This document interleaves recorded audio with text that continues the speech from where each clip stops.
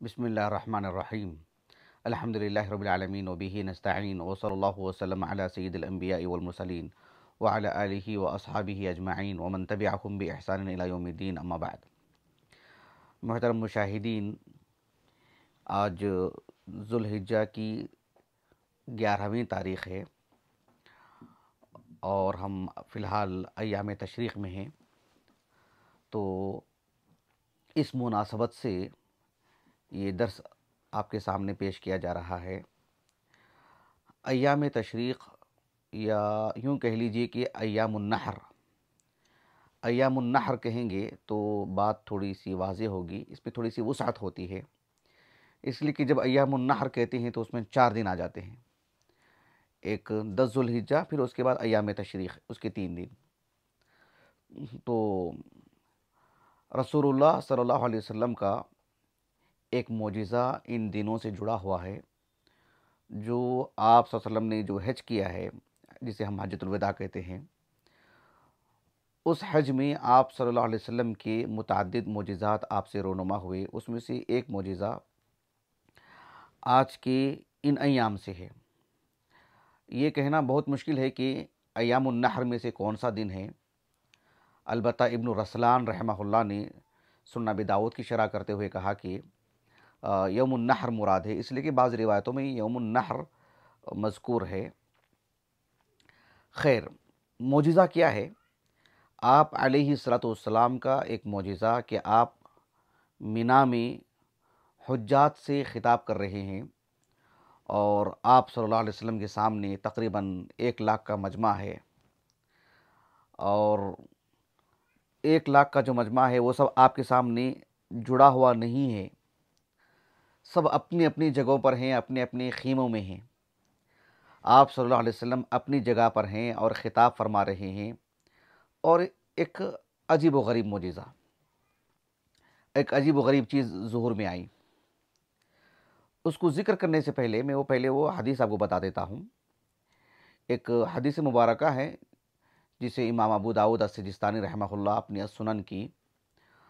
کتاب المناسک میں، اور امام نسائی رحمہ اللہ اپنی السنن کی کتاب مناسک الحج میں اس حدیث کو لائے ہیں۔ امام ابو داؤد رحمہ اللہ اور امام نسائی رحمہ اللہ سنن میں سے دونوں نے اس حدیث کو لائے ہیں اپنی اپنی سند سے۔ امام ابو داؤد رحمہ اللہ نے تو سکوت اختیار فرمائے ہیں اس حدیث سے متعلق۔ البتہ شیخ محمد ناصر الدین البانی رحمہ اللہ نے جو حدیث میں آپ کو سنانے جا رہا ہوں، سنن ابی داؤد کی یا سنن نسائی کی، اس پر صحیح کا حکم لگائے ہیں۔ شیخ البانی رحمہ اللہ نے سنن ابی داؤد پر جو تفصیلی کلام کیے ہیں، اس میں اس حدیث کی تخریج کرتے ہوئے آپ نے کہا کہ اسنادہ صحیح علی شرط البخاری۔ وہ کیوں اعلی شرط البخاری وہاں تو مذکور نہیں ہے، لیکن سند پر ایک نظر ڈالنے سے بات واضح ہو جاتی ہے۔ امام ابو داؤد رحمہ اللہ کے جو استاذ ہیں، مسدد ابن مسرحد رحمہ اللہ، امام ہیں، ثقہ ہیں، لیکن صحیح مسلم میں آپ کی روایات نہیں ہیں۔ اسی وجہ سے شیخ البانی رحمہ اللہ نے اس حدیث پر صحیح کا حکم لگایا، لیکن کہا کہ صحیح علی شرط البخاری۔ بقیہ جو روات ہیں امام ابو داؤد رحمہ اللہ کے استاذ کے علاوہ، عبد الوارث ابن سعید ابن ذکوان ہیں، ان کے استاذ حمید ابن قیس الاعرج ہیں، اور ان کے استاذ محمد ابن ابراہیم التیمی ہیں، یہ سب کے سب جو ہے، یعنی یہ جو روات ہیں وہ کیا کہتے ہیں، ثقہ ہیں، اور شیخین کے رجال میں سے ہیں۔ اب رہا مسئلہ جو صحابی ہیں، عبد الرحمن ان کا نام ہے، عبد الرحمن ابن معاذ، جو اس قصے کو ہمیں سنائے ہیں اور اللہ کے رسول صلی اللہ علیہ وسلم کے اس معجزے کو ہمیں بتائے ہیں۔ عبد الرحمن ابن معاذ جو صحابی ہیں، ان کا جو نام ہے عبد الرحمن ابن معاذ ابن عثمان رضی اللہ عنہ، قریشی ہیں، قریش سے ہیں، اور قریش کا ایک قبیلہ ہے بنو تیم،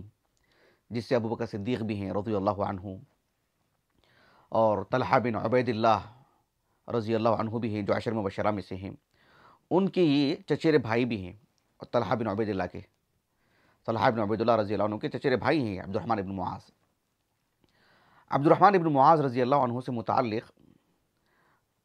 اختلاف ہے کہ یہ صحابی ہیں کہ نہیں ہیں، لیکن صحیح اور درست بات یہی ہے کہ صحابی ہیں۔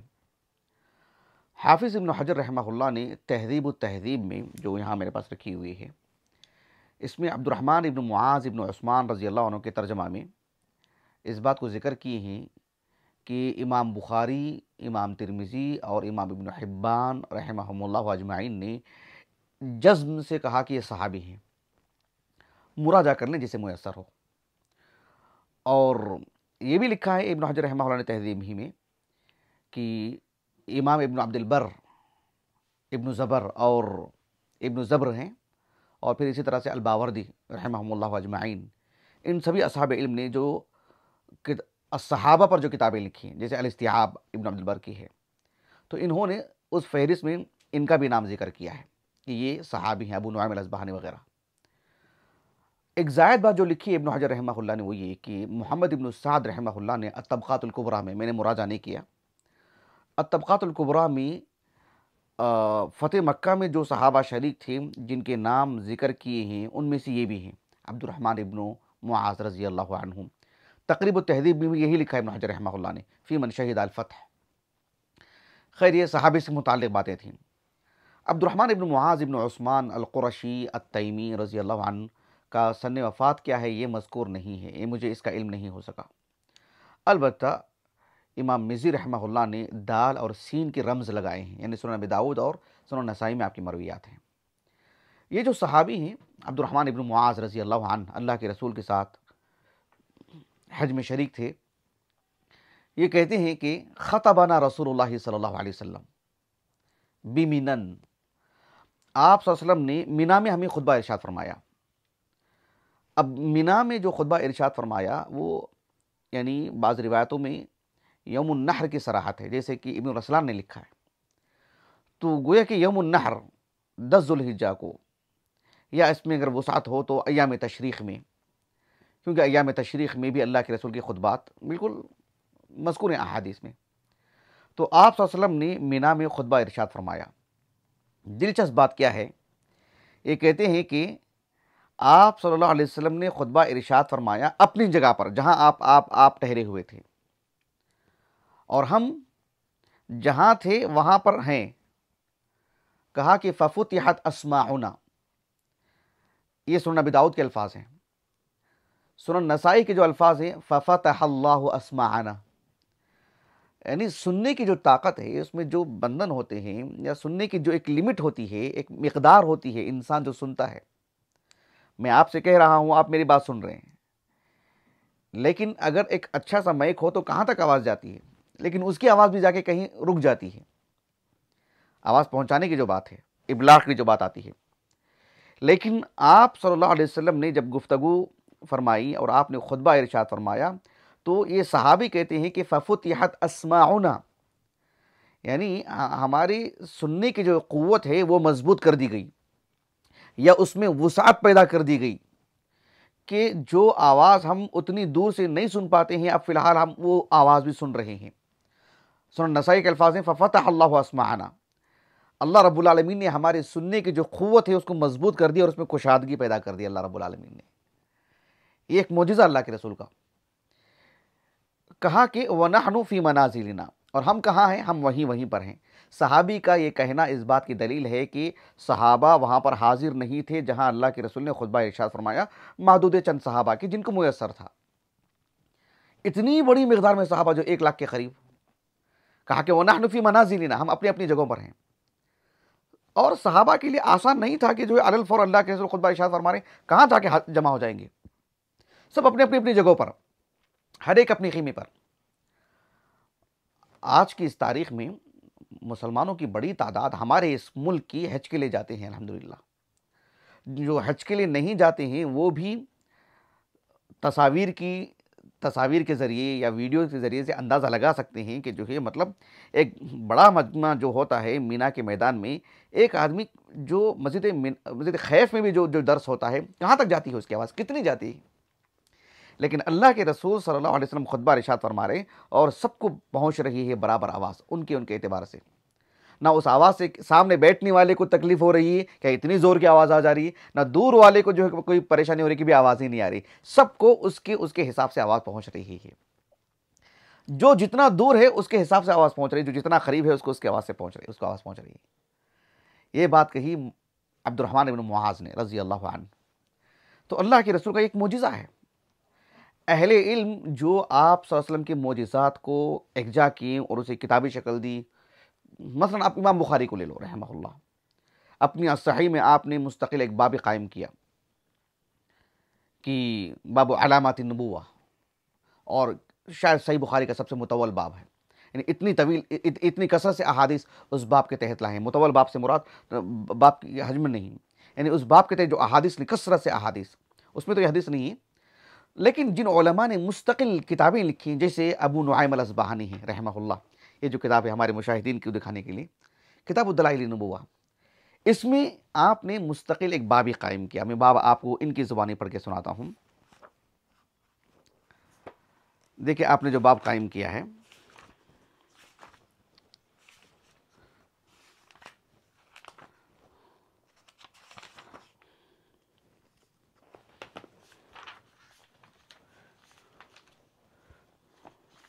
شاید تھوڑا اوپر نیچے ہو گیا ہے۔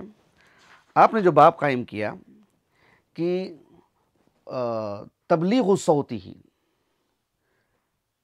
نہیں باب کیا ہے، باب یبلغ صوتی ہی، نہیں، ان کی جو الفاظ ہیں، باب یبلغ صوتہ صلی اللہ علیہ وسلم لا یبلغ صوت غیرہ، ایسے الفاظ ہیں، یعنی یبلغ صوتہ صلی اللہ علیہ وسلم لا یبلغ صوت غیرہ۔ اب میں صفحہ نمبر بھول رہا ہوں کہاں ہے، لیکن بات تو یہی ہے، کچھ آگے رہے گا میرے انداز سے۔ ذرا آپ اس کی ورق گردانی کرتے رہیے، جو میں باب آپ کو بتایا ہوں وہ ہے تو مجھے ذرا بتا دیجیے۔ آپ ذرا آگے کا ادھر سے دیکھتے جائیے، ادھر ہوگا باب، مجھے بتائیے۔ باب یہی ہے کہ باب یبلغ صوتہ صلی اللہ علیہ وسلم لا یبلغ صوت غیرہ، یعنی اللہ کے رسول صلی اللہ علیہ وسلم کی آواز وہاں تک پہنچتی ہے یا وہاں تک پہنچنے کی ہمیں خبر ملی ہے جہاں تک کہ ایک عام انسان کی آواز نہیں پہنچ پاتی ہے۔ ابو نعیم الاصبہانی نے باب قائم کیا، اور باب قائم کر کے یہی حدیث مبارکہ لے کر کے آئے ہیں۔ مجھے تعجب یہ ہوا کہ امام ابو بکر البیہقی رحمہ اللہ، ان کی جو السنن الکبریٰ یہاں پر میرے پاس رکھی ہوئی ہے، اس میں تو اس حدیث کو لائے ہیں آپ، یہ جو السنن الکبریٰ ہے امام بیہقی کی رحمہ اللہ، اس میں یہ حدیث مذکور ہے حج کے مسائل میں، باب النزول بمنا، اس باب کے تحت، لیکن ہمارے مشاہدین کو یہ کتاب دکھ رہی ہے شیخ شعیب، دلائل النبوہ امام ابو بکر البیہقی کی، یہ جو کتاب دیکھ رہے ہیں آپ، اس کتاب میں یہ حدیث نہیں ہے، حالانکہ السنن الکبریٰ میں ہے امام بیہقی کی۔ حق تو یہ تھا کہ اس حدیث کو اس میں بھی داخل کیا جائے، لیکن بہرحال امام ابو بکر البیہقی رحمہ اللہ نے اس میں اس حدیث کو نہیں لائے ہیں، جو اللہ کے رسول کی معجزات پر دلالت کرتی ہے۔ ہمارے اس دور کی معروف علماء میں سے شیخ عبد المحسن العباد حفظہ اللہ ومتعہ اللہ بالصحۃ والعافیہ، انہوں نے جو سنن نبی داؤد پر جو شرح لکھی ہے وہ تو ہمارے پاس نہیں ہے، لیکن وہ المکتبۃ الشاملہ میں موجود ہے۔ تو اس میں آپ نے اس بات کو لکھا ہے کہ وَهَذِهِ مِن مُعْجِزَاتِ نَبِيِّنَا محمد صلی اللہ علیہ وسلم، یہ اللہ کے رسول صلی اللہ علیہ وسلم کی معجزات میں سے ہیں۔ ہر خطبے میں ایسا نہیں ہوا ہے نا، جمعہ کا خطبہ ہو، حتیٰ کہ آپ نماز پڑھاتے ہیں سب کو آواز نہیں آتی ہے، آپ نے بہت سارے خطبہ دیا، حتیٰ کہ حجۃ الوداع میں آپ نے عرفات میں، یوم عرفات میں آپ نے خطبہ دیا، آپ نے بلال رضی اللہ عنہ سے پہلے تو لوگوں کو خاموش کروایا، آپ نے یا بلال انصت الناس، لوگوں کو خاموش کراؤ۔ پھر آپ صلی اللہ علیہ وسلم نے علی بن ابی طالب رضی اللہ عنہ کو بھی تو کھڑا کیا کہ جو اللہ کے جو بھی کہہ رہے تھے، علی بن ابی طالب رضی اللہ عنہ دور کھڑے ہو کے سن رہے تھے اور پھر وہاں سے لوگوں کو وہ باتیں پہنچا رہے تھے، لیکن ہر جگہ پر ایسا نہیں ہوا ہے۔ لیکن یہاں پر اللہ کے رسول کا یہ معجزہ صادر ہوا ہے، آپ نے جو کہا، جو آپ صلی اللہ علیہ وسلم کی باتوں کو انہوں نے نقل کیا، ہو سکتا ہے دیکھیں 200 نہیں، میرے انداز سے 230 نہیں، 330 کے آس پاس ہی ہوگا جو میں دیکھا ہوں، فہرست میں بھی دیکھ سکتے ہیں۔ لیکن یہ امام ابو نعیم الاصبہانی رحمہ اللہ کے دلائل النبوہ سے میں نے باب قائم کیا ہے، وہ باب اس طرف ہی ہوگا، اس طرف اس صفحے میں اوپر سے دیکھیں گے تو۔ آخری بات وہ یہ ہے کہ یہ جو سنن نبی داؤد کی شرح ہے، جو شارح کا جو نام ہے، صفحہ نمبر کیا ہے اس کا، دیکھیں صفحہ نمبر ہے ابو نعیم الاصبہانی کا، جزاک اللہ خیرن، 330 صفحہ نمبر۔ کہ ذکر خبر آخر ذکر خبر آخر من بلوغ صوته صلی اللہ علیہ وسلم حیث لا يبلغ صوت غیرہ، بلوغ صوته صلی اللہ علیہ وسلم لا يبلغ صوت غیرہ، جو ہے یہ باب آپ نے قائم کیا ہے۔ میں چاہ رہا تھا کہ جو ہے اس بہانے کتاب آپ کو دکھاؤں، کتاب سے آپ کو پڑھ کے سناؤں۔ یہ جو شہاب الدین ابو العباس احمد بن علی بن حسین جو فلسطینی ہیں، المقدسی الرملی، 844 ہجری سن وفات ہے آپ کا۔ آپ نے سنن ابی داؤد کی جو شرح لکھی ہے بہت مفصل، ہمارے پاس 20 جلدوں میں ہے، اس میں آپ نے اس بات کو بھی ذکر کیا ہے۔ جلد نمبر 9 ہے، یہاں رکھی ہوئی دیکھیے، جلد نمبر 9 اور صفحہ نمبر ہے اس کا 60۔ اس میں آپ نے اللہ کے رسول صلی اللہ علیہ وسلم کے اس خطبات سے متعلق ایک الگ بات آپ نے لکھی۔ آپ نے کہا کہ وَهَذَا مِن بَرَكَاتِ صَوْتِهِ صلی اللہ علیہ وسلم، عبد الرحمن بن معاذ کا یہ کہنا کہ جو ہے ہم نے اللہ کے رسول کی جو آواز سنی نا، وَنَحْنُ فِي مَنَازِلِنَا، ہم اپنے اپنے جگہوں پر تھے، کہا کہ هَذَا مِن بَرَكَاتِ صَوْتِهِ صلی اللہ علیہ وسلم، یہ اللہ کے رسول صلی اللہ علیہ وسلم کی آواز کی برکت ہے، جو اللہ تعالیٰ نے آپ کو جو مکمل جو ایک برکت والی شخصیت جو آپ کو بنایا، یہ آپ کے آواز کی برکت ہے کہ جب اللہ کے رسول کی کوئی آواز، کوئی شخص اللہ کے رسول کی آواز سنتا ہے بحیثیت مومن خصوصی طور پر، کہا کہ قوی سمعہ، اس کی قوت سماع جو ہے نا وہ مضبوط ہو جاتی ہے، واتسع مسلکہ، یعنی اللہ کے رسول کی جب آواز کوئی آدمی سنتا ہے تو اس کی سننے کی قوت جو ہے مضبوط ہو جاتی ہے، اور جو ہے اس میں کشادگی آ جاتی ہے، حتی صار یسمع الاصوات من الاماکن البعیدہ، دور کی آواز بھی وہ سن لے رہا ہے، صرف اللہ کے رسول کی نہیں، کسی کی بھی، نتیجہ یہی نکل رہا ہے اس سے۔ اور یہ بھی جو ہے والاصوات الخفیہ، جو بالکل ہلکی پھلکی آواز ہے وہ بھی سن لیتا ہے، یہ اللہ کے رسول کی آواز سننے کی برکت ہے۔ ایک زائد بات آپ نے کہی،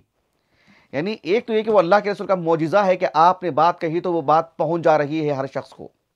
ان کا کہنے کا انداز یہ ہے کہ جو ہے اللہ کے رسول صلی اللہ علیہ وسلم جو ہے کہ آواز سننے کی برکت یہ ہے کہ قوت سماع مضبوط ہوتی ہے، جیسے بولتے ہیں نا کہ یہ کھانے سے بصارت تیز ہوتی ہے، یہ کھانے سے یہ ہوتا ہے وغیرہ وغیرہ، بولتے ہیں نا کہ ہریالی دیکھنے سے یا خالی پیر زمین چلنے سے، کچھ بھی بہت سارے لوگ بہت ساری باتیں بتاتے ہیں طبی اعتبار سے، تو وہ بات بتا رہے ہیں کہ اللہ کے رسول کی آواز کو سنتے سنتے اس کی جو برکتیں ہیں اس کی وجہ سے انسان کی جو قوت سماعت ہے وہ مضبوط رہتی ہے۔ خیر، یہ ایک بات ہے آپ کی۔ خلاصہ کلام یہ ہے کہ یہ اللہ کے رسول کا ایک معجزہ ہے جو ایام تشریق میں صادر ہوا ہے، یہ معجزہ ہے، اس میں کوئی دو رائے نہیں ہیں۔ سب سے بڑی دلیل یہ ہے اس کے معجزہ ہونے کی کہ عبد الرحمن بن معاذ رضی اللہ عنہ کا کہنے کا اسلوب ہی بتا رہا ہے کہ معجزہ ہے۔ آپ کہہ رہے ہیں کہ جو ہے ففتح اللہ اسماعنا، آپ دیگر مواقع پر کیوں نہیں بولے یہ بات؟ اسی مناسبت سے کیوں کہا آپ نے؟ اس لیے کہ صحابی نے سمجھا کہ ایک معجزہ ہے، کہا کہ ففتح اللہ اسماعنا، اور ہم کہاں تھے؟ وَنَحْنُ فِي مَنَازِلِنَا حَتَّى كُنَّا نَسْمَعُ مَا يَقُولُ وَنَحْنُ فِي مَنَازِلِنَا، اللہ کے رسول جو کہہ رہے ہیں ہم برابر سن رہے ہیں اور ہم اپنی اپنی جگہوں پر ہیں۔ یہ بات کہی اللہ کے رسول کے بارے میں عبد الرحمن بن معاذ نے، یہ اللہ کے رسول کا ایک عظیم معجزہ ہے، اس مناسبت سے میں نے آپ کے سامنے ذکر کیا ہے۔ اللہ تعالیٰ سے دعا ہے کہ اللہ تعالیٰ ہمیں شریعت کو پڑھنے، شریعت کو پڑھانے، شریعت کا دفاع کرنے، شریعت کی نشر و اشاعت کرنے، اللہ تعالیٰ نے جو وسائل عطا کیے ہیں، جو دنیا میں وسائل رکھے ہیں تبلیغ کے، جو جائز ہیں وسائل، اس کو استعمال میں لانے اور اللہ کے دین کو پہنچانے کے اللہ ہمیں سعادت دے، توفیق دے، اللہ ہمیں اپنے مقربین میں سے بنائے۔ اللہ تعالیٰ ہماری اس نشست کو ہمارے اساتذہ، والدین، ہمارے کل معاونین، ہمارے مشاہدین، ہمارے اہلیہ کے لیے، ہمارے فرزندان کے لیے، اور ہمارے معاون خاص شیخ شعیب محمدی حفظہ اللہ کے لیے، استاذ جامعہ محمدیہ بنگلور، اور ہمارے فرزند ہود کے لیے اللہ تعالیٰ اجر عظیم سے نوازے۔ سبحانک اللہم و بحمدک، اشہد ان لا الہ الا انت، استغفرک و اتوب الیک۔